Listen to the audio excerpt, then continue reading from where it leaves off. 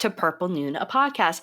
I am Stephanie Conti, and I am here with the talented, incorrigible. Is the music playing, or do I have enough time to go through the entire list? Savanna Lanausse. Hi, everybody. So, as you probably could have deduced by the intro, we're actually going to be talking about the Oscar nominations today, and kind of going through our predictions, what we want to see, what we think we're going to see, and stuff like that. But first, before we even go into Oscar nominations and everything like that, and go into our full opinion, we have to talk about the je ne sais quoi monstrosity is that the Oscars are doing right now. So, Savanna, are you familiar with what's going on with the Oscars and everything? Like what their new shtick is, what they're trying to do now? Unfortunately, I do, yes. So essentially, if you haven't been following film Twitter or any other, egotistical side of social media, essentially they are, putting fire underneath the Oscars and stuff, because the Oscars announced that they are essentially not airing some categories on TV. And it's not just like best sound mixing. It's actually, in my opinion, and I'm sure your opinion too, very important categories such as film editing.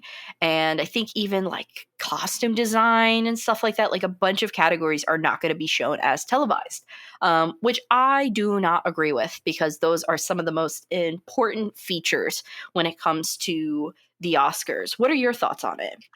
Yeah, I think we're just minimizing some of the great, jobs and the important parts of film. Mm-hmm. When you're just explicitly saying, "Hey, these don't matter enough to show publicly," I think we're putting down people that have the most important jobs, and Yeah. that's not the message we should be putting out there. 100%. And it sucks because it's like it kind of puts a damper on it for, people who want to see themselves one day go and, win an Oscar, only to them, Yeah. maybe in the future it just deemed as not important as the rest, which is just subjective. Everyone's allowed to have their own opinion, but it's just not fair for the entire Academy to do that. I also do not agree with the hosts that were chosen. Not a fan. I know that they have I saw the other two girls, Wanda Sykes, and then I can't remember the other woman's name, but as soon as I saw Amy Schumer, I was not a fan.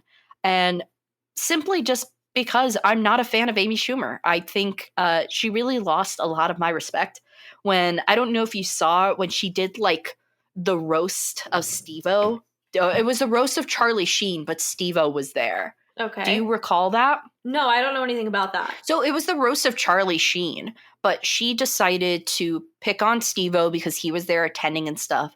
And I think, death is one of those things where you draw a line at and you don't really pass over, and you don't really, teeter around that stuff, especially when it's publicly known that someone has been like really mourning and in pain over the loss of someone. Essentially, she just starts making fun of Ryan's done death and was saying how, she pretty much says like, I think we could all agree that we were actually wishing it was you, Steve-O, that died. Ew. So, and Steve-O, his facial expressions was, he was Just mortified by it, and it's just at that point, like, that's just really disrespectful. That's not comedy. Plus, there is massive amount of proof that she has actually stolen a lot of her jokes. So like, and it's not like, oh, she stole a joke from the 70s and then redid it. No, like actually, there's this really big YouTube video clip where it's her essentially just reiterating jokes nearly word for word by other comedians from that same year, or only like within a 5-year distance before. And it wasn't crazy. like even like there was a super cut of her ripping John Mulaney. Like, and so it's funny because all the times when people laughed, they weren't even her own jokes. So it's just, I don't know. I never saw the movie Trainwreck. I know a lot of people like that, but overall, I'm just not a fan of her personally. I don't like her comedy. That is why I don't like a lot of, not to get into, the whole female comic thing, but I feel like she harps on the fact that she's a woman and she talks about like sex a lot in a really gross way. I feel like that's her shtick, which is fine. Like if you're funny at it, go for it. but I don't think she's funny. I think She teeters the line of like gross and outrageous, which works for some people, but that's all I think she has. So I don't know what she's going to bring to the Oscars, because the Oscars in terms of comedy can be pretty conservative. Yes. And also there was a point too where she has a kid and she's married to an autistic man, and she has tended to use that as a reason to make fun of autistic people. And once again, I am not for that, and I do not think that that is appropriate to just collectively say, oh, all autistic people are the same, so I can make fun of them all. So really not a good look and everything like that. But yeah, so I mean, that is what the Oscars are doing right now. It is kind of ugly, and they have amassed major controversy. It's like, I don't think I've ever seen more in terms of like award shows. Like, this is like the most out of touch one, because there's so much Twitter, feeds and everything like that saying how much like all people of film and like things like that are so against what they're trying to do. And yet they're just like, well, I mean, hey, we're going to try. It doesn't seem like they're really doing well with it. Not to be rude to anybody's career, but they are definitely out of touch to pick some of the people they did to host, because these people aren't exactly relevant in the time. I like Wanda Sykes, but I haven't seen her in 10 years. That's what I'm saying. She hasn't been around. And then also, if it was just Wanda Sykes, I would be like, okay, I can jive with that. But the whole co-hosting mixed match, it just felt like very weird and like rushed, put together, find who we can, Yes. Also, the last little controversy that we'll talk about real quick. Have you seen the Sam Elliott controversy? That man, I laughed when I read it. I was like, bro, come on. I love, and also how like he's like, it's not a real Western, it doesn't show America. Bro, all the best Westerns are made by Italians who have never stepped foot in America. Look, if he wanted to critique, I get it. If you want Westerns to be made in America, the backbone, that's fine. But I felt like he got very dramatic in terms of like, this ain't real cowboy. Like, it's a movie, Yes, and I do have to give shout out, because my favorite tweet involving the whole thing is from a Twitter username at @asmilingbag, and they put a picture of Sam Elliott crying, and they put actual image of Sam Elliott leaving the theater after seeing The Power of the Dog and being sad because it's a little gay and directed by a woman. So I thought that was really funny, and it really just kind of shows like that's literally the controversy. That is it. He really got so heated that he was like, what is a woman from New Zealand gonna know anyway? Well, clearly more than you, dude. Clearly more than you. And I even like him on Family Guy. That's all I know from his Family Guy. He's funny. I just felt like it was very dramatic. Like, it was also very random. I liked him from the Mountain Dew commercial he did with Lil Nas X. That's funny. That's all I'm gonna reduce him to. That's it. I'm not gonna say it. Well, I mean, like the only other, so he was in The Big Lebowski and stuff like that. Wasn't he in Star Is Born? Was that him? Yes. He was also a pretty good actor. I just don't understand. Like, I feel like where the heat is coming from. It was a very dramatic statement, and it, even if you didn't think it was the most, like, you can think it's not the most authentic, but still enjoy aspects of the movie. He just came in like guns loaded at this film. He was heated over it, It's almost like he acted as if it was like a movie about his personal family.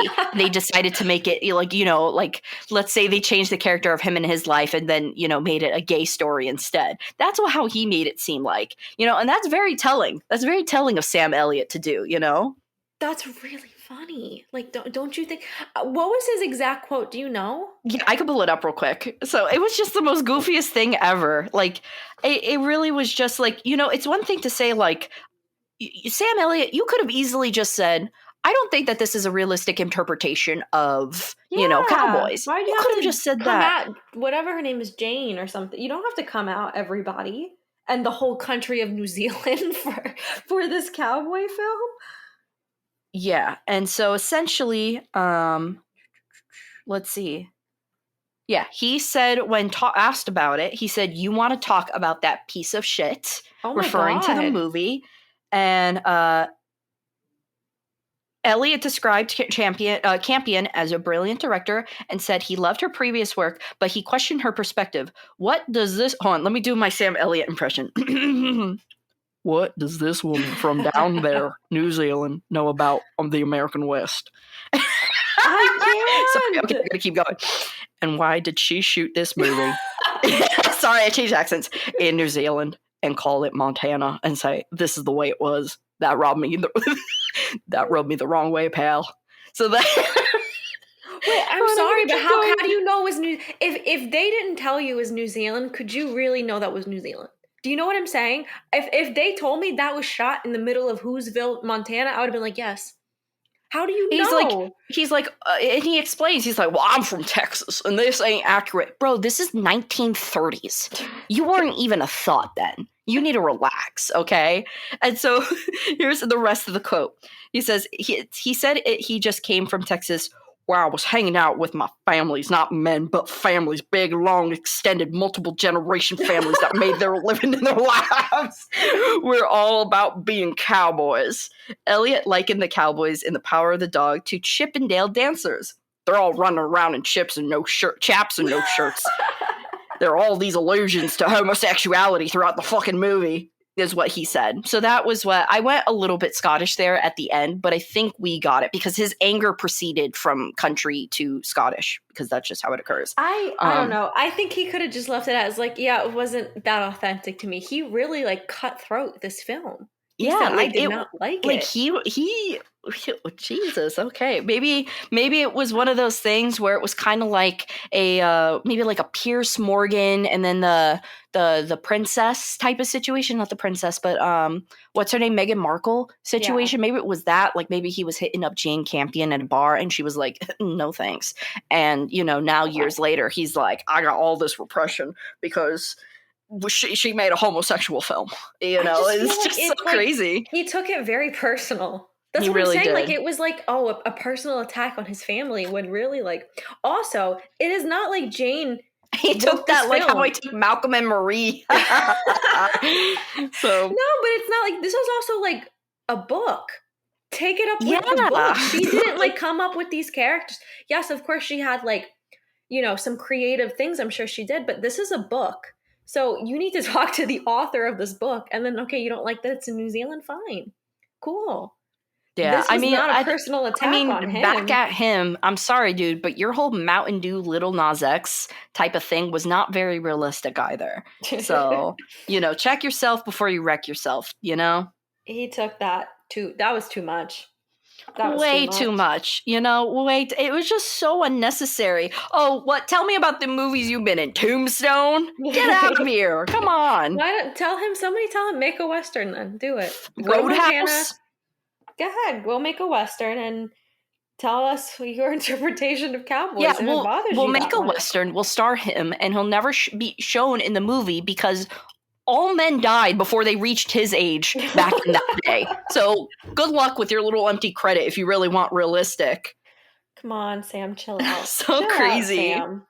Come on, man. All right. Let's get into these nominees, what we predict, what we think is going to happen, just our overall thoughts and everything. So let's start with an actor in a leading role. So our nominees are Javier Bardem for being the Ricardos, Benedict Cumberbatch for The Power of the Dog, as Sam Elliott would say, Andrew Garfield for Tick, Tick, Boom, Will Smith for King Richard, and Denzel Washington for The Tragedy of Macbeth. So Savanna, who do you want to win? Well, who do you think is going to win?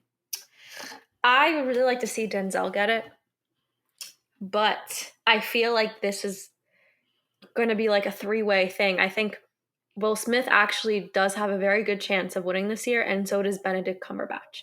So yes, I feel like it's a toss-up. Truthfully, I do think it'll be between Denzel and Benedict Cumberbatch, but Will Smith is definitely a strong I wouldn't be surprised if Will Smith took it this year. So I think it's anybody's game, really. Yeah, so I do think For me personally, I would say Denzel Washington for The Tragedy of Macbeth. Yeah. I thought his performance was the best. I did not get to see Tick Tick Boom, and I did not get to see Being the Ricardos. So I can't really say much about the rest. But Denzel Washington really did it in Tragedy of Macbeth. So I'm going to say him. I know Will Smith did win recently a SAG award for King Richard. Yes. So I think he would be second in line. And then overall, I think who could be the wild card would actually be Andrew Garfield for Tick Tick Boom. Because people like biographies, and that's a biography. So, I mean, in a sense, that would boil it down to Will Smith and Andrew Garfield. But I do feel like that could really be a wild card. Yeah, I think so. Every actor, I think, in this category, like every actor does deserve some recognition. I think everybody did a great job. It's nothing not deserved. Mm-hmm. But I would really like to see Denzel get it. I think he did a phenomenal job. All right, so we are saying that we want Denzel to win, but mostly Will Smith will win. That's our prediction. And our wild card, we can agree, would probably either be Andrew Garfield or Benedict Cumberbatch, right? Yes. Okay, cool. All right, actor in a supporting role. So we have Ciarán Hinds for Belfast, Troy Kotsur for Coda, Jesse Plemons for The Power of the Dog, J.K. Simmons for Being the Ricardos, and Cody Smith-McPhee for The Power of the Dog. I'm telling you right now, if Jesse Plemons gets it, this doesn't make sense anymore. This man really came in and said, "How you do, ma'am? I really found you fancy, and I like your meatloaf." And then he left, and then Phil. that was That was it. So I like Jesse Plemons a lot as an actor, but I don't see him taking this one. I'm sorry. Yeah, no, he's great, but Did you get to see Coda? I did. Did you like it? I did like it. Okay. It's not my favorite movie of the year, but I really enjoyed it, and I think it's getting the well-deserved attention. Okay, so I also did not get to see Belfast. So for me, I honestly, my guess, I think it's going to be Coda for Troy Kotsur, because I know a lot of people have been talking about how good Coda is. So I have a feeling Coda is going to take some noms, like it's going to take some awards with Power of the Dog equally. So I think that actor in a supporting role is going to go to Troy Kotsur. However, I can see that, and I say that's what's going to be, and I think the Oscars are going to lean towards that. Wild card would probably be Ciarán Hinds for Belfast. Yeah. I would like to see. I really liked J.K. Simmons' role in Being the Ricardos, but I don't know if it was like. I think it was fantastic, but I don't know if it was necessarily Oscar worthy. Mm-hmm. I think Coda will get it. I think Troy Kotsur will get it. And I think the wild card will actually be Cody Smith-McPhee. I can see that, but I just feel like for Cody Smith-McPhee, there wasn't, and personally for me, there wasn't enough range. I think his performance was great, and I really like his character, but I really think majority of the character did the work rather than him, if that makes sense. Sure. Yeah, that does make sense. Okay. So who would you say is your number one? Who do you think is going to win? And then what is your prediction? I think Troy Kotsur will win. That's my prediction. And Okay, I do same. think the wild card will be even Power of the Dog. I do think for some reason I could see Cody him Smith-McPhee. taking it over some of the other ones. Yeah. Yeah. And so I do see, I think it'll be that, and then possibly also Ciarán Hinds, I think has a possibility, because I know Belfast was talked a lot this year. Now let's get into actress in a leading role. So we have Jessica Chastain for The Eyes of Tammy Faye, Olivia Colman for The Lost Daughter, Penelope Cruz for Parallel Mothers, Nicole Kidman for Being the Ricardos, and Kristen Stewart for Spencer. With everything going on, I think it's going to be Kristen Stewart. And I agree. And I saw the movie, and there is a lot of Princess Diana stuff out with The Crown. Yes. And there's been a lot of there's been, I think, a film before. She is the best Princess Diana, and she will probably be the only Princess Diana in most of our eyes. She did the most amazing job, and I do think she deserves it. Mm-hmm. Now, I will say a really high second contender is Jessica Chastain. I also saw that movie, and she was unrecognizable. So You know, I actually would have thought Andrew Garfield would have been nominated for that movie than Tick Tick Boom. I thought so too, but I really I think it comes down to the fact that The Eyes of Tammy Faye didn't get much traction. Yeah. Like It's one of those things where it's like, it's a drama and it's in such a niche category too. You know, it's like corrupt pastors. I think that's what it's about. I didn't see it. it But yeah, I mean it was more about a corrupt pastor and his like actual Christian wife. mhm. So I think it was just in a very like I don't know too many people that would want to go see that. I saw it because I like both of the actors and it was fine. It was a good movie. I So remember the I commercial for it where she's singing "Jesus is taking me higher." You she know, I was just remember that. unrecognizable. Her voice, Yeah. everything. So if like she is a very very close second. Nicole Kidman did a good job too, but it doesn't square up, I think. You know what it is also? I think also, even though Nicole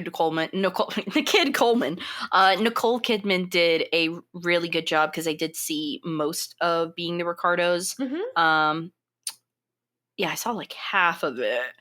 From what I saw, she was really good, but it still didn't feel convincing. And we talked about how they just looked older. You know, maybe if she was 10 years younger, it really would have been like, wow. But that does Yeah. kind of take away a lot of it. So I think that's why she's not going to get it. It's the same reason why I think, remember a few years back, Renee Zellweger played Judy Garland? It was Yeah. kind of like that scenario, you know? And she was I did see the movie and she was great, but I do think something was off and it was probably her face or her makeup or how they, Yeah. yeah. So okay, so we agree Kristen Stewart, and then wild card is going to be Jessica Chastain. Yes. I think Olivia Colman was nominated because she's always good, you know? And I also think in terms of best actress in a leading role, there was not a lot for that category to Yeah. be added to. I can't really say about Penelope Cruz in Parallel Mothers, but I do think it's really cool that she is also the second husband-wife duo to be nominated alongside Jesse Plemons and Yeah, Kirsten very Dunst. cool. So Very that's cool. pretty cool. But yeah, and I've heard good things about Parallel Mothers too, but I haven't been able to see it because they're not showing it anywhere near us. Yeah. So there's that as well. In terms of now actress in a supporting role, we have Jessie Buckley for The Lost Daughter, Ariana DeBose for West Side Story, Judi Dench for Belfast, Kirsten Dunst for The Power of the Dog, and Ajune Ellis for King Richard. So once again, Kirsten Dunst, she was just, I can make a good meatloaf, and he's your brother's driving me insane. That was the whole situation. Thought she was good, but not good enough. Not even, and sadly, it just, she didn't have enough screen time to, in my opinion, waver getting the nomination. Yeah. I'm going for Ariana DeBose. Me too. I think She's also she's been winning it in everything, you know, and she's also been winning everything. And I think out of yeah. all of them, she was the one I think who worked the most out of the entire West Side Story cast, because she danced the hell out of that. She sang the hell out of that stuff, and she acted the hell out of that. So I think that that's why she's going to win. I think she also brought like something different to the role. Like they gave her Yes. definitely more depth and I think she kind of ran with it. So I think she deserves it. Yeah, and she made it her own, you know, for the Yeah. second retelling of West Side Story. She really knew how to make it her own. Yeah. Who do you think could be the wild card? Ellis for King Richard. Gotcha. And who does Anjune Ellis play? Does she play one of the sisters? Yes. Okay. Okay. So she must be very young then. I think she's got to be. I gotta look this up real quick. No, you know what? I don't think it's the sister. It might have been the mom. It might have been the mother. Yeah, yes, Tell me it if I'm looks like wrong. it's. It might be the mother then. I think it is the mother. Okay. Because I remember the girls had different names. Yes. Yes. You're right. Yeah, it's the mother. So, okay. Cool. And then we have on here animated feature film. So we have Encanto, we have Flea, Luca, The Mitchells versus the Machines, and Raya and the Last Dragon. I'm going for Luca. I'm going for all the way because one of my besties, Alyssa Ragney, was a animator for the movie. So I am legally not allowed to say any other movie for this category except Luca, and also to support her. I really love Luca. Was my favorite out of all of them. I have a feeling Encanto. I mean, I'm not thinking, but I just have a feeling They that always give it Encanto. usually to a Disney movie. However, I heard The Mitchells versus the Machines. I didn't see it, but I heard that is a real game changer, and it actually might have a chance this year against Disney. I did Yeah, hear I that. did see once again my friend Alyssa posting that stuff and posting how much she loved it too. So I think that is that did seem like a strong contender. But I'm gonna say Luca. We love Luca. But yeah, so I say Luca, everything Luca, wildcard Luca, everything Luca. What is your opinion for the animated feature films? I genuinely would like to see Luca. It was my favorite. But unfortunately, I don't think it'll surpass Encanto because of all the traction Encanto got. And Mitchell's and the Machines, because I know they were a little bit more critically acclaimed. Gotcha. Okay. And what's really, really interesting, so the animated feature film is also nominated for documentary, Flea. So Flea is nominated for both animation as well as documentary too. So that's really, really interesting. That's I think awesome. that might actually be a first. Well, I think maybe Persepolis was nominated for that a few years back, but it's really cool to know. Yeah. Cinematography. So we got for cinematographers, we got Greg Fraser for Dune, Dan Lautson for Nightmare Alley. Sorry, I burped. Ari Wegner for Power of the Dog, Bruno Del Bonel for The Tragedy of Macbeth, and Janusz Kaminski for West Side Story. This is a tough one. This is a tough one. This is anybody's game. This is actually like the hardest decision to make, especially since the one movie I did not see Dune. I was not able to see Dune. You gotta see Dune. It's out. Obviously, Blu-ray. it looked great, so I know that it's definitely a contender. But Nightmare Alley was visually stunning. Power of the Dog, visually stunning. Tragedy of Macbeth, extraordinarily stunning, and West Side Story was immaculate. I would probably vote for Tragedy of Macbeth because I think it was really ingenious how they worked with, black and white. And I think people can view that as like limitations. I think, though, that it showed how well they were able to do with a black and white challenge, if you will. But I also could see West Side Story taking cinematography.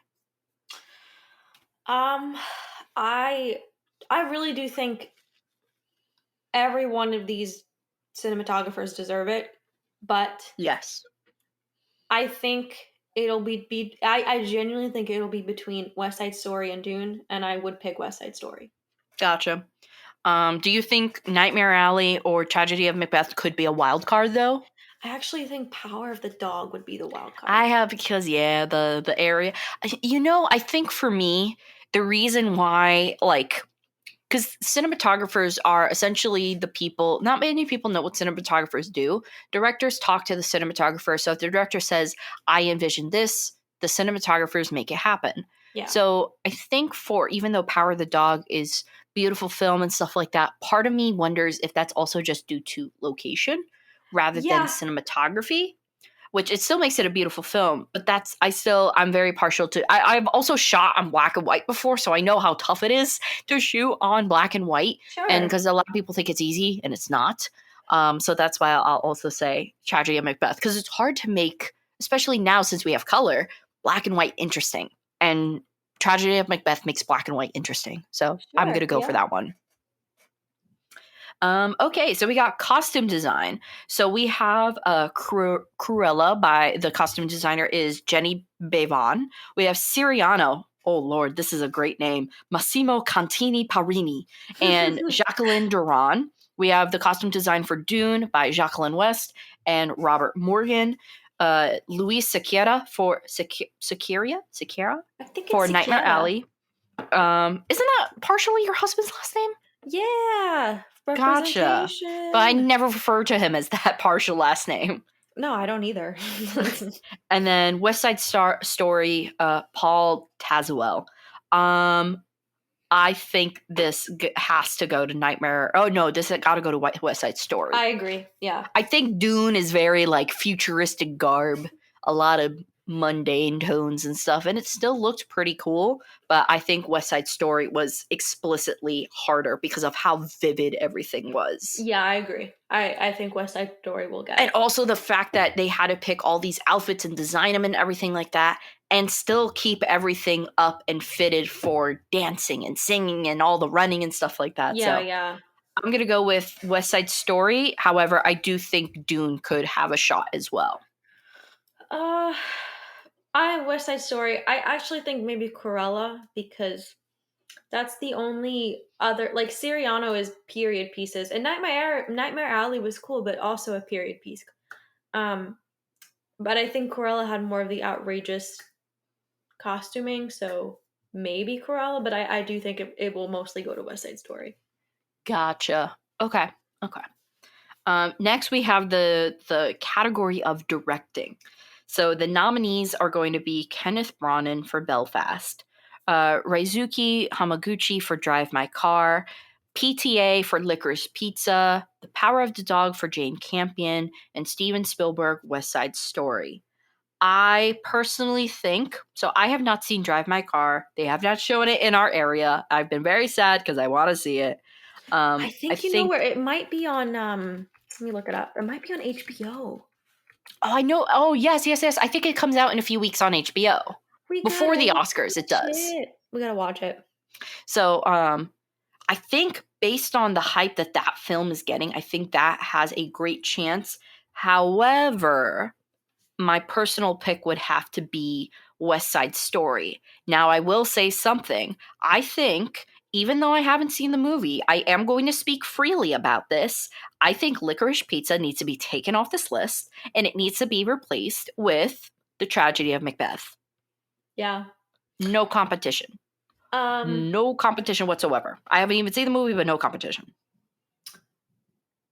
I think Drive My Car could get it based on the attention it's got. Mm-hmm. I do think I personally would go with West Side Story as well. Yeah. I think Power of the Dog could get it. Unfortunately, I do think the wild card is Licorice Pizza. Like, I could see them I giving it. think the wild card is Belfast. I Because could it's see Kenneth them. Branagh. I mean, I think everyone's rooting for Kenneth Branagh, you know? I could see the Academy just giving it to I just see them doing that. Yeah. I don't agree. I don't think it should be on the list. But PTA is kind of famous for snapping this. Some Yeah. kind of award. But I don't think that this is going to be the one for him I to hope like not. take it. I would like Spielberg to get his 500th Oscar.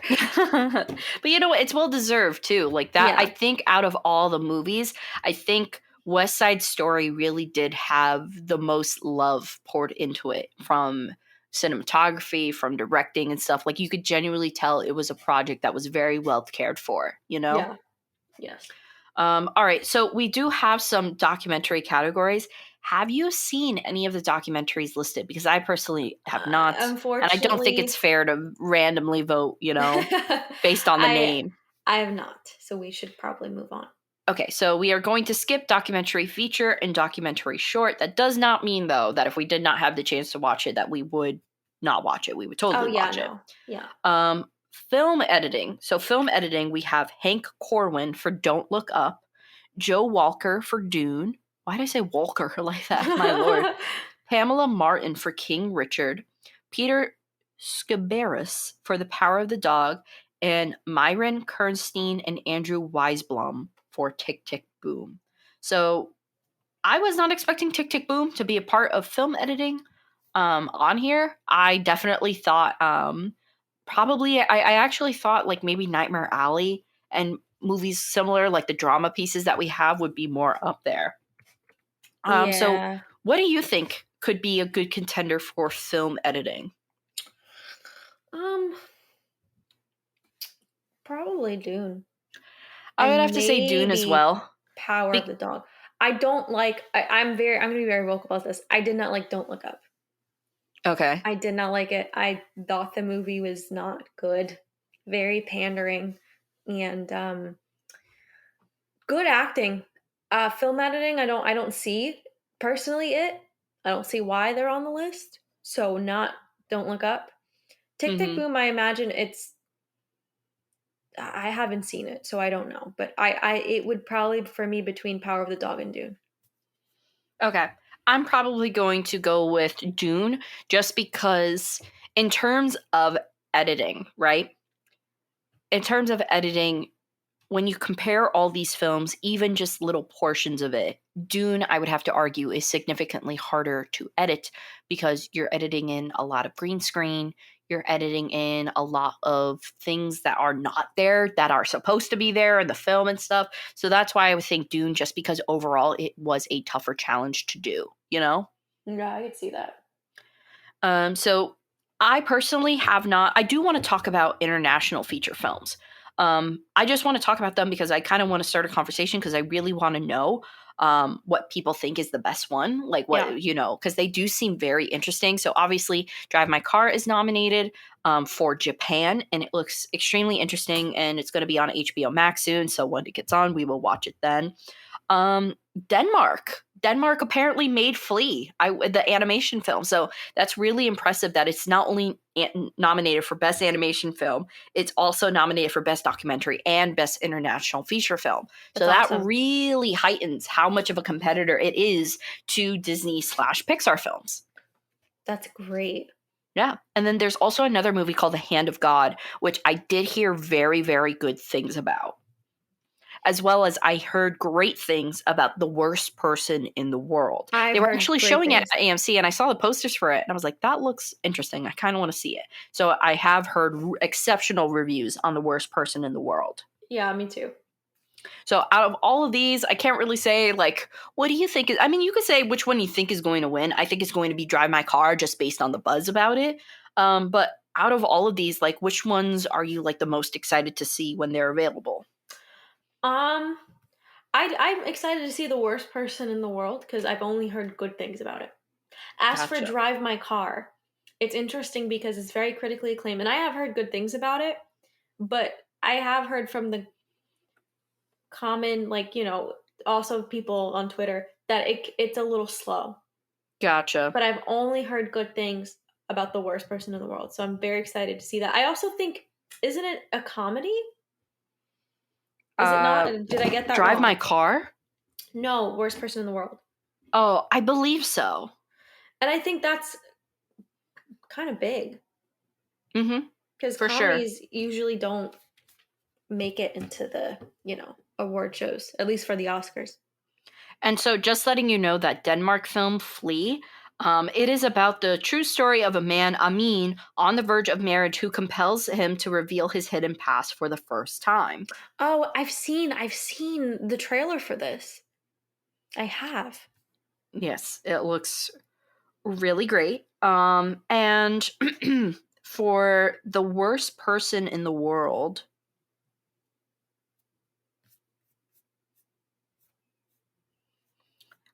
it says the chronicle of 4 years in the life of Julie, a young woman who navigates the troubled waters of her love life and struggles to find her career path, leading her to a realistic look at who she really is. So, and don't get scared. The director's last name is Trier, but it's not Lars. So don't get scared. This is Norway, not Denmark. Don't get scared. Dramatic. Okay. Okay, so let's move on. So I think, that's definitely a tough competition just based off the hubbub that all those films are getting and receiving. So let's talk about makeup and hairstyling. So we have Coming to America. There's a whole list of names for each section. I'm not going to say just because it will take too long. But we have Coming to America, Cruella, Dune, The Eyes of Tammy Faye, and House of Gucci. So who do you think is going to take it for makeup and hairstyling? The Eyes of Tammy Faye. I could definitely see that. Phenomenal job. Definitely see that. I think, Eyes of Tammy Faye, just even based on the trailer alone, too. The only other thing, sorry, my puppy's barking in the background. The only other thing, so House of Gucci, I kind of hope wins, just because Lady Gaga did post about how the person who did House of Gucci and everything, the makeup and hair for it, specifically the hair, it was his first time ever working for a movie before. And good for he, him. like, essentially he was a part of Gaga's team, and he had worked really, really hard. Like, he created a different wig for every single look that was, like, imagined, essentially. I gotta find the post that Lady Gaga made, but it was, like, really impressive, and I was, I really liked it. Yeah, so the person who she named is Frederick Asperias. So apparently she says she's worked with him for the last 15 years. He prepared dozens of wigs for months and months and did at least a year of preparation. Very cool. So yeah, so I definitely, and it was his first film. So I kind of hope for that too, just because I really like that story, and I think it would be super cool for that to be like the winning story, if you will. But I do think The Eyes of Tammy Faye was significantly like a tougher thing to do, in terms of make. Well, Jared Leto did look pretty unrecognizable. That's true, but I think she was in that makeup chair for like 7 hours. Okay, so and plus it is more the lead and stuff like that. So I'll give it to The Eyes of Tammy Faye, and I also be okay with House of Gucci. I think, I think it's between those two. I think it would be like Eyes of Tammy Faye 1, House of Gucci 2, and then everything else would kind of be probably Dune would be 3, and then Cruella and Coming to America would be either way. Yeah. Okay, now let's talk about music and original score. So we have Nicholas Breitel for Don't Look Up. We have Hans Zimmer for Dune. We have Jermaine Franco for Encanto. We have Alberto Iglesias for Parallel Mothers and Johnny Greenwood for Power of the Dog. I don't want Power of the Dog to win, not because it was a bad soundtrack, just because when watching the movie, I kind of thought it was not enough for the circumstances and everything. I wanted sharp violins and cellos. Like, like I wanted that type of level of ambiance, everything. And so that was one of the downfalls of it. I mean, Hans Zimmer is such a freaking fan favorite, I think he should get it, but I think Encanto will get it. I think, yeah, especially because of I'm just thinking of TikTok and everything, and how much Encanto, we don't talk about Bruno. I didn't even see the movie, and I could pretty much. Should. It's a cute movie, but I don't think it should have gotten original score, but it's on here, and I think because of all this, it's gonna get it. I do think Dune should get it. Gotcha. Okay. So I would say Dune, just based off that. I really didn't get to listen to Parallel Mother soundtrack as well as the Don't Look Up soundtrack. So I'm just going to have to go with Dune, and probably Encanto would probably be what would win. Yeah. In terms of original song, we have Be Alive from the film King Richard. We have, which is actually music and lyrics by Dixon and Beyonce Knowles Carter. So Beyonce is nominated for that song. We have, oh God, do I have to speak Spanish? Dos Oruguitas for Encanto, which is, of course, by Lin-Manuel Miranda. I love watching people on TikTok mock and make fun of Lin-Manuel Miranda. Like, not like a mean-spirited way. Like a really funny, like there's this one guy who does an impression, and he does it so well that when I know who you're talking about. He uploads like videos of it on YouTube, he gets copyright strike because they think he's just playing Lin-Manuel Miranda in the background because he did a cover. So I really like that. Really surprised. Why did No Time to Die not get nominated for original score? That score was fantastic. It was. Once again, by Hans Zimmer. So, okay, I just realized that after looking at the list. But yeah, one of my favorite thing on TikTok is like where someone was like, Lin-Manuel Miranda rights. Lin-Manuel Miranda impression. They started doing, you have the right to remain silent. I love that so much. Then you have Down to Joy from the movie Belfast, which is by Van Morrison. You have No Time to Die, so by Billie Eilish and Phineas O'Connell. My God, what an Irish name. Yeah, right. Billie Eilish and Phineas O'Connell. I never realized it. I always just thought it was Phineas, so I never realized like what his last name was. It's the O. Hard O. But that means her name is Billie Eilish O'Connell? Oh my God, how Irish can you get? Wow. And then you have Somehow You Do from the movie 4 Good Days, which is by Diane Warren. I'm really hoping for No Time to Die. I really love that song. I like Billie Eilish, and I like Phineas too. I do too, but I also like Dos Oruguitos because it's about two caterpillars that are in love. I And they also do think become butterflies. the wild card could easily be Beyonce. Easily be I don't Beyonce. think she should get it. Like I didn't. It's a good song, but I think everybody else is a really good contender, and I don't think we should just give it to her because she's Beyonce. Not that it's not a good song, but I could see it turning into that. Okay, I do think though that if any song from Encanto was going to be nominated, it should have been Why? "We Don't Talk About Bruno" because I that's don't the know one that why. sticks in my head. It was yeah. It's well, arguably it's the best one. I like this It song, was and I our think it's wedding sweet. day. Is that the lyric? Yeah, you have to watch it. You'll like it. Okay, I'll watch it. I'll watch it. Um, I have to channel my heritage. Is it Puerto Rican? It's no, not the right. Colombian. Okay. Not Well, us yet. Spanish. I think it'll come down to those two. I do think Encanto will get it. I think the song's very pretty, but No Time to Die is great too. So I don't know. It's anybody's game. Gotcha. Okay, so then we have Best Picture nominees. So There's we too many people have on here. it's a long list. Okay, so we have Belfast.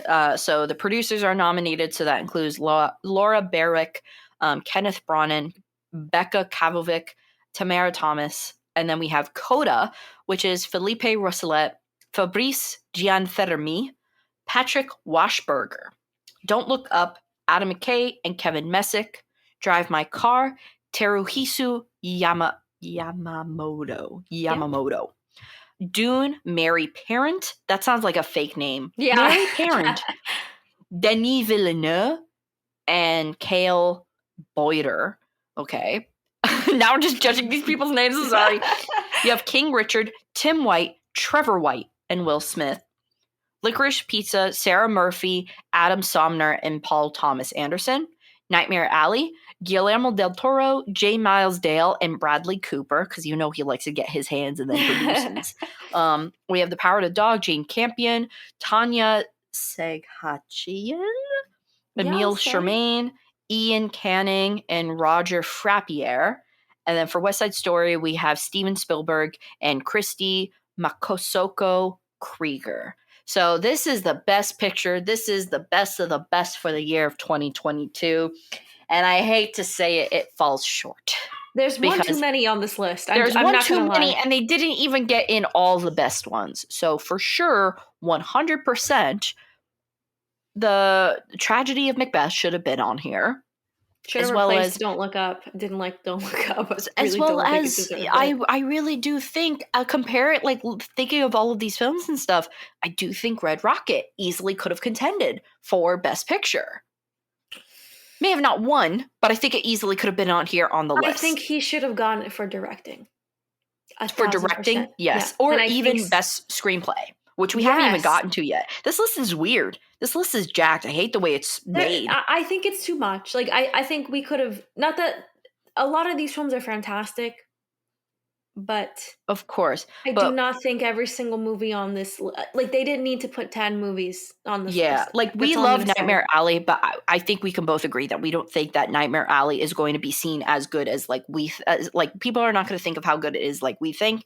So I don't think Best Picture is going to go to Nightmare Alley. I don't think it's going to go to Nightmare Alley. I don't think it's going to go to King Richard, Don't Look Up, Belfast, or Coda. I don't think, not that they're not good movies in itself.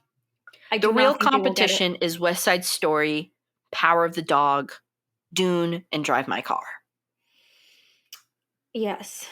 I hope so. I hope they don't throw, like, Don't Look Up or Licorice. Like, I don't want that. Anybody else could win. Yeah, I can't wait to see Paul Thomas Anderson go up on stage and say something stupid like the past few months he's been doing. He's been taking L's on all his interviews. You know, it's funny, though, because I think, told me that your dad thought it was boring. And I've just been hearing a lot of people say, like, this is a boring movie on top of the controversy. Yeah. Yeah. And I think it's also one of those things where for a majority of people, I think, honestly, if Paul Thomas Anderson didn't make this, no one would be talking about it. Or if people were talking about it, they would only be talking about it for its controversy, not because it's a good movie. I think sometimes people just really want to like the controversy and really just want to get in on that bandwagon and everything just because it's hip, it's cool, you're unique, you're so different if you like a film involving grooming, you know? Like, I think that's what people are kind of getting sucked in by. But the fact of the matter is that it's a movie that's not supposed to be made for you and me and even for our age group. It's not even supposed to be made for anyone like over 25 based on what it is, you know? Yeah. I don't think So it should I be don't on want to this list. see it just because I don't want to see it win just because of that. And then also, once again, I do not like the way that Paul Thomas Anderson has been handling the feedback that he's been getting. All really great criticism, by the way, and he's just not knowing how to take care of it properly. With that being said, I do think probably it's either going to be Power of the Dog or West Side Story. I think those are really the two top big contenders. I hope so. They better not.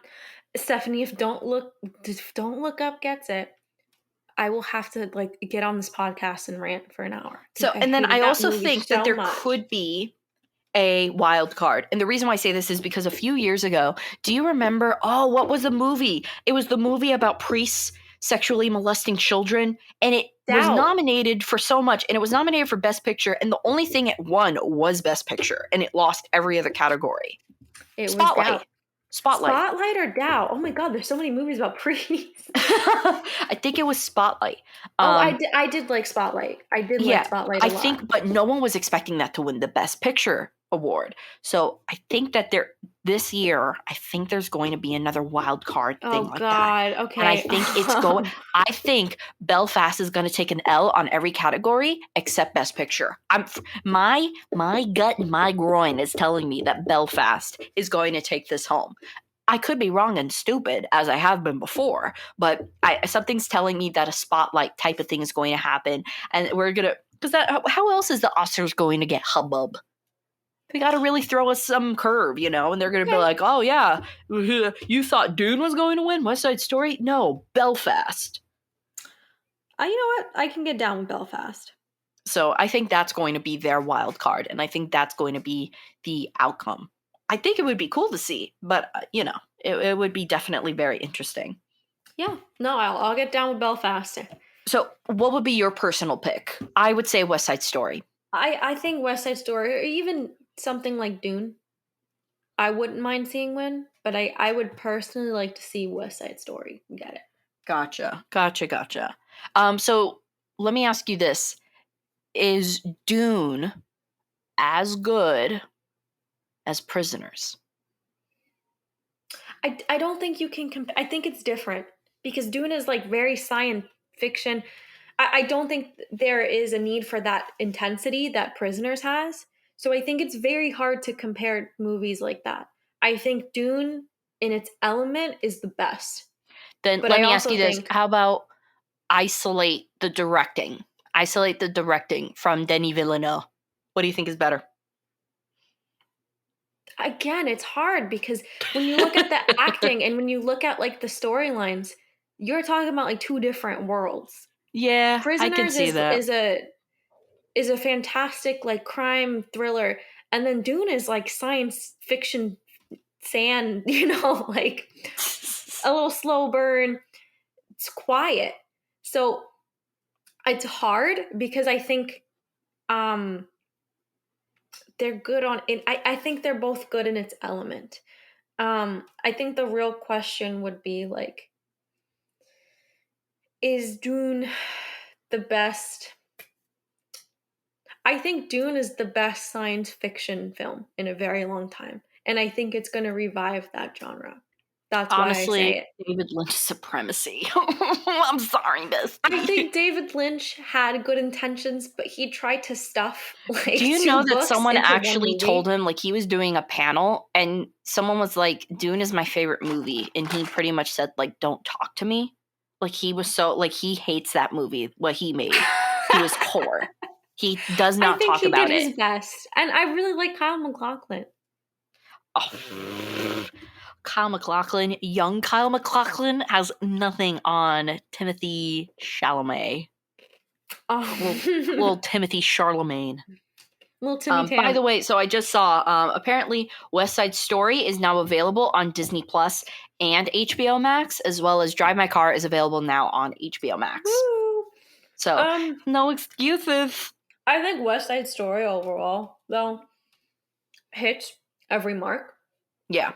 Acting, entertainment, directing, everything. So I do think they should get it. But I am saying I wouldn't mind seeing Dune getting it. Gotcha. Okay. So then the next one we go to is production design. So we have Dune, Nightmare Alley, Power of the Dog, Tragedy of Macbeth, and West Side Story. This is the one where I don't think Tragedy of Macbeth is going to get, because there are some very cool scenes and everything like that, but it's still very barren. It's not a lot. I think this is going to have to go to West Side Story, just because of how they were literally able to make, 1950 sets come back to life and stuff. I think that definitely is going to go to them. Possibly also Dune would probably be a good fit for that category as well. I don't want to see Dune get it because I think West Side Story did like actual literal sets. Yeah. And we don't see that in film anymore. Everything is kind of like computer. And I think with a movie like West Side Story, it was necessary and it kind of brought the movie to life rather than doing everything, in front of a green screen. Gotcha. And then, so I'm going to say West Side Story, and I think you say West Side Story and then Dune. I can't really talk about short film, animated, or live action. Just haven't seen them. I'm looking if there's any familiar names on them, and I don't recognize any of the names. So let's move on to sound. So the sound nominees are for Belfast, Dune, No Time to Die, The Power of the Dog, and West Side Story. I mean, I think West Side Story, this is another category for them that they're easily going to take. I tell you who shouldn't get it, Dune. I tried to watch Dune on HBO Max. I couldn't hear a damn thing the whole time. Full volume on my computer. I thought something was wrong with it. Silent. And it wasn't supposed to. There were like times where like things were like exploding. I couldn't hear a damn thing. They should not be nominated. Maybe I need to see it in the theater. Maybe that's the gist. But I saw it on HBO Max. Maybe it was an HBO Max era. Couldn't hear a thing. Sorry. Wow. Okay. And then I think also No Time to Die is good because, you have like all the bullets and everything go off. And of course you have like the classic James Bond, music and everything. But I do think West Side Story is what it's going to go to. Officer Kripke. Okay.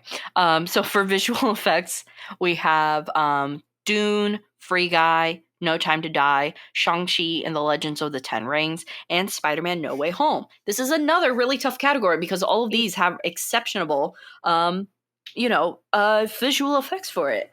What out of all of these, which one are you rooting for? Probably Spider-Man, truthfully. I would think so just because of the Doctor Strange sequences. Yes. No Time to Die is good, but I do think Spider-Man deserves this one. I think it's honestly going to be like the top 3 contenders are going to be Spider-Man, which would be number 1 in my opinion, Shang-Chi, and then Dune. Yeah. So I would say that, but I am hoping for Spider-Man No Way Home. Are you one of the people that think that Spider-Man No Way Home should have been nominated for a Best Picture? Okay. Or could have been. It's hard because I think what the Academy tries to do, right, is similar to what the Criterion does in a way, where it kind of takes the movies that kind of hit all the marks. Yeah. So directing, acting, writing, production, and everything.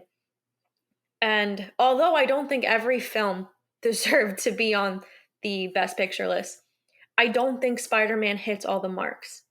Now, that's not to say that I don't think they should be in more categories, because I do think as time is going on, Marvel, even DC superhero movies, they are kind of upping their game. So I could see this totally changing, but I don't think right now Spider-Man should have been Best Picture. Not because it wasn't fantastic. I just think you're taking away from another movie that put in hard work in different areas than because at the end of the day, I I don't think there were certain things that they had to put that much work into. I don't know if that makes sense, but Okay, like I can see, like, acting, for example, and not to say that anyone in that movie is a bad actor, but there definitely takes a lot more level of character studying and overall prep for something like Power of the Dog, for Benedict Cumberbatch's, example, than something like Spider-Man, So I can see that. However, I will say, if Licorice Pizza could make on it, then Spider-Man No Way Home deserves an even higher seat at the table. but that's the thing. I don't think they should have put that movie to begin with. Yeah. You know what I'm saying? Like I think Spider-Man is better than that movie, but does Spider-Man belong on that list only Yeah. because And I don't another think, movie shouldn't have? I do think that, honestly, because I think Spider-Man No Way Home is genuinely a well-rounded movie. I'm genuinely surprised though that the other, like the Golden Globes, SAG Awards, didn't give any kind of notice to anything they did. Yeah. Yeah. Because So especially with William Dafoe. I mean, I am William Dafoe fan number one. Of course, I'm a little biased, but I'm going to be totally honest. He totally deserved a supporting actor role than Jesse Plemons. Something. I think this movie, if you're asking me if it should have got more, yes. Best Picture, I feel like that's hard because there were a lot of movies like Red Rocket that didn't got nominated and should have. Gotcha. And Red Rocket put a lot of work, the acting. That was a very complex movie and it should have gotten Best Picture. But I do think as time goes on, because I'm not one of those people. I'm not also one of those people that are against, like, oh, Marvel is not real cinema. No, I think honestly, Marvel has really put, like, maybe 5 years ago, you asked me, I would have been like, yeah, like, it's not that great. Or not even that it's just that great. It's just not that same level, like, same caliber. But honestly, like, after, the past, I think for me, I really started having a turning point with Marvel after I saw Shang-Chi. I was like, oh, okay, Marvel's actually, like, really putting in more effort now. They're not just writing the coattails off the Avengers. So I think Marvel is heading in a really good direction. Kind of like what, like you said, what DC's doing, like with the whole Batman and stuff like that. I think they're heading in a good direction for that. I personally think that Spider-Man No Way Home, in my personal opinion, it did deserve a nomination for Best Picture. Could it win? It could. Would it? No. But and then I do also think that William Dafoe did deserve. I mean, come on, that's some nice cheap trick you got there. I mean, come on, great impression. Thank you. I just think better than my Sam Elliott impression. I just think Marvel still has a little bit to go before they hit that. I think Marvel. This is maybe what I'm getting at. Mm-hmm. Until they're not afraid to do certain things, I don't think so. Yeah. Marvel is still afraid to get into dark places. Kill your main characters. Kill a superhero. Make him go through Don't wait till the very end. Don't wait till the 6th installment. Give me a movie where it just ends. Give a superhero a mental illness. Continuation. That's what I want to see. Mental illness. Give the Star-Lord Prozac or something. You know what I'm saying? Give him a struggle. Make Star-Lord bisexual and make him come to terms with that. I just think that until Marvel can go to those dark places, and I understand a lot of these movies are for kids, so I'm not saying being gay. No, but I mean, like, until you can get serious about certain things, and I know that Marvel is for kids too, so I'm not saying they gotta go like full horrific stuff, but I do think they're still afraid to get into that serious level, and until they can do that, maybe not yet. Because I do think there's a lot of, when you start getting to those themes, you can add a lot of complexity to your characters and to the storyline. Yeah. So I do think maybe if they keep going down this road, and maybe you're saying essentially like Spider-Man is like the turning point for Marvel now, that like from here on out that they do have the capability of doing so. They gave Spider-Man a struggle. Yes. He had to choose between, like, oh, everybody I've ever known is never going to love me or see me or know who I am again, or I let the whole world burn. Now, they were very loosely fun with that, which is totally fine. Mm-hmm. It could have been a twinge darker. That's all I'm saying. And you could have gave maybe Tom Holland and Zendaya more oomph, complexity. Yeah. Yeah, I think there could just been more complexity, especially in their sidekicks and side characters. So that's all I'm saying. But I do think Spider-Man should be recognized for what it is. I think it deserves awards. I just don't know if they're there yet. Not to sound pretentious, like, oh, the Academy. No, the Academy messes up all the time. So I do think that you're onto something though, because I do have something in my gut is telling me that not Spider-Man, but the next Doctor Strange movie could be that new bridge, because you Sure. have Benedict Cumberbatch, right? You have, like, once again, some of the best visual aspects of Spider-Man is all in that movie. So Yes. I think that's going to be that bridge that we could potentially see, where Oh, it and goes of from, course.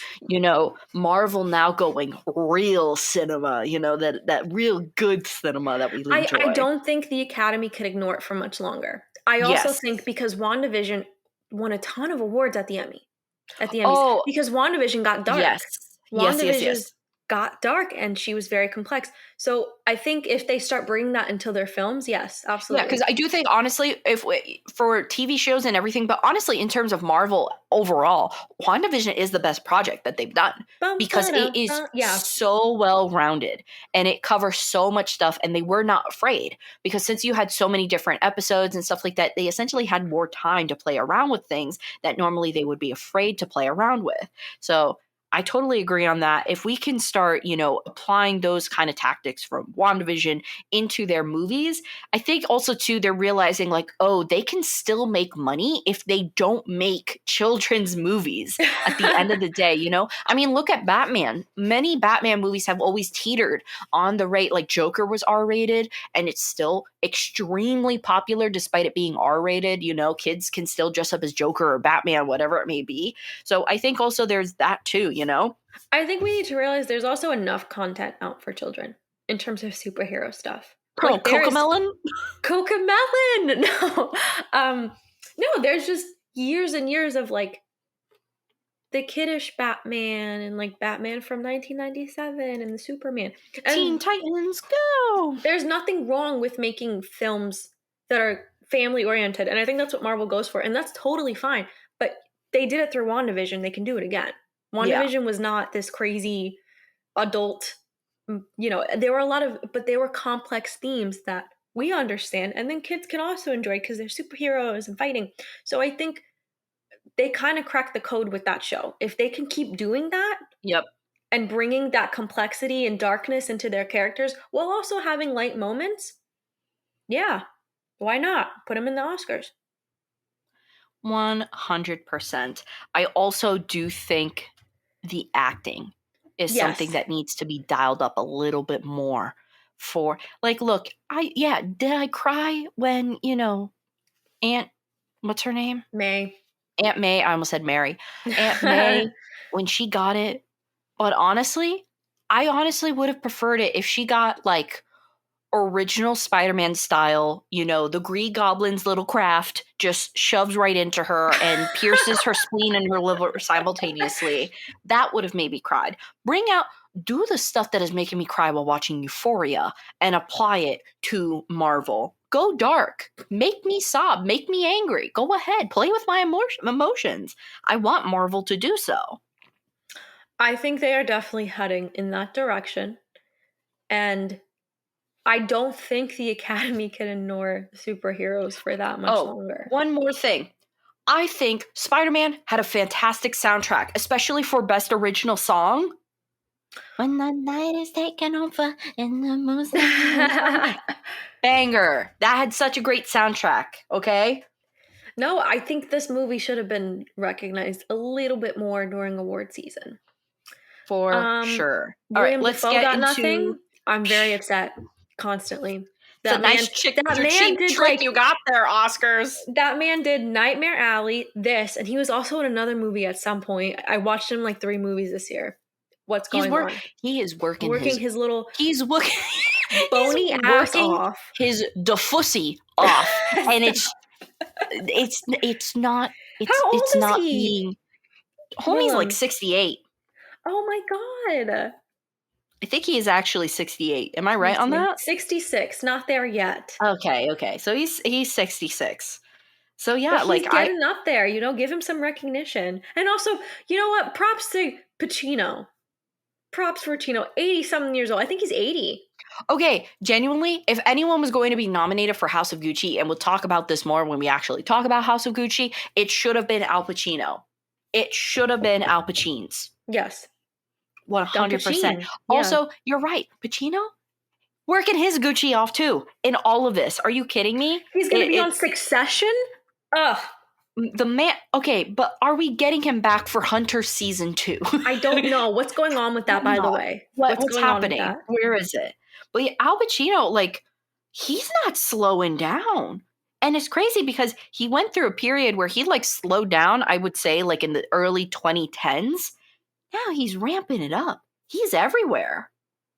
Good It for really, him. like 2019, he became everywhere because he was in Once Upon a Time, he was in The Irishman, he was in Hunters, he was in House of Gucci, and he's in so many other things coming up too. I love him. He's King Lear in King Lear. Yeah, so he's doing very well. I do get very bad news though. The show isn't coming back till next year. Hunters? Yes. Oh, the series is actually still filming. Amazon Prime, I need you to stop wasting your time on this Lord of the Rings stuff that you're doing, and I need you to give me a season of Hunters first. How do we get Lord of the Rings before Hunters 2? Did you know that Lord of the Rings is going to be the most expensive TV show ever made, where they say it's going to cost insane. $1 billion to make? Who has that money nowadays? Bezos. I forgot. It's Prime, baby. Amazon Prime. It's all Bezos money.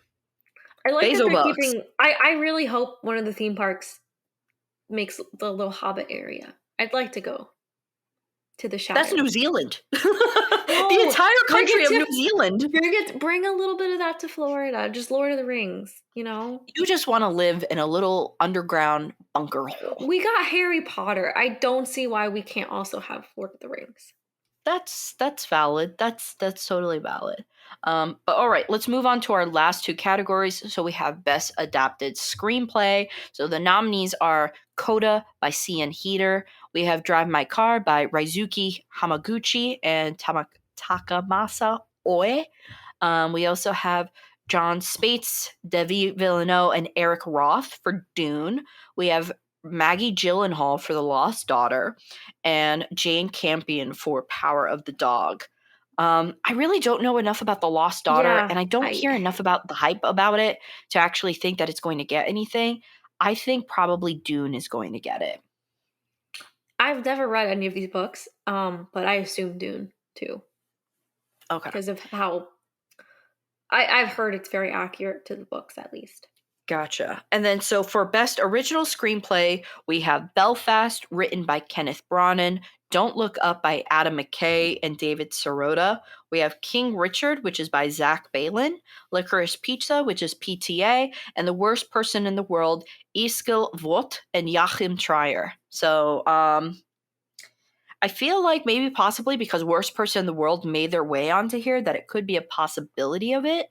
I like to see a Belfast. I don't know about. I think Worst Person in the World too. But I think I think honestly between Belfast and The Worst Person in the World, like out of all of these though, for original screenplay, man, how are you going to nominate Don't Look Up and Licorice Pizza and not consider Red Rocket? I know it was a big snub this year. It was so good. Like even despite seeing West Side Story and despite seeing the Tragedy of Macbeth, I still love Red Rocket. We talked about it. I still love Red Rocket the most out of all of those because of how unique and original it was.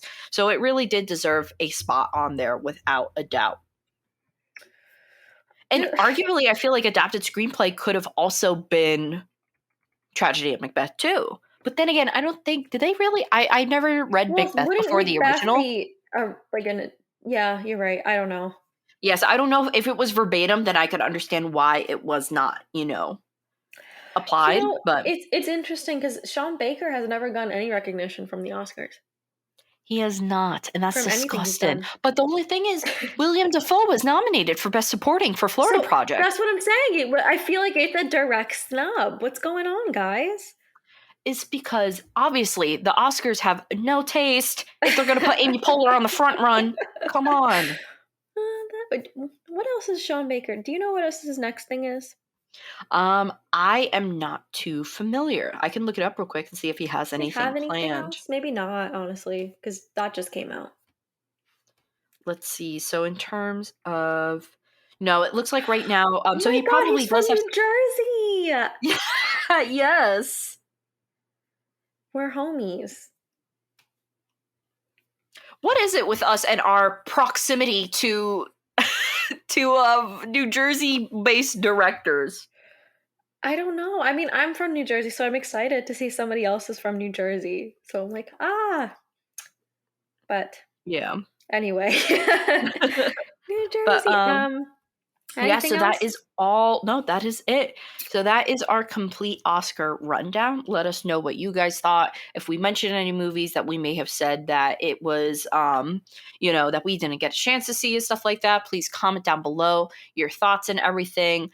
So the 94th Academy Awards are going to be premiering at the Dolby Theater Sunday, March 27th, 2020 in the evening of, whatever time. So that is when, not sponsored, could be, should be. Just putting that out there. So that is our takes for the Oscars. As always, thank you so much, Sensei David, Homeboy James, and Danny Boy. Thank you so much. And if you want to know how you can be shouted out every single episode when we get to record, please check out our Patreon and all the links left in the description of our YouTube channel and YouTube video, whatever you're watching on. And yeah, thank you guys so much for listening and, being supportive. We're sorry for the inconsistencies. I got sick again with a sinus infection, so I apologize. I literally could not, you guys are actually welcome because I was hacking. And I did not want to talk about movies, and then all of a sudden you would just hear me coughing loudly and shockingly into your ears. So yeah, and then of course too, school and everything like that, but we're still chugging along. We're going to keep going. Check out the links below to see ways that you guys can support us. And next time you hear from us, we will actually be talking about House of Gucci. Boof. Boof.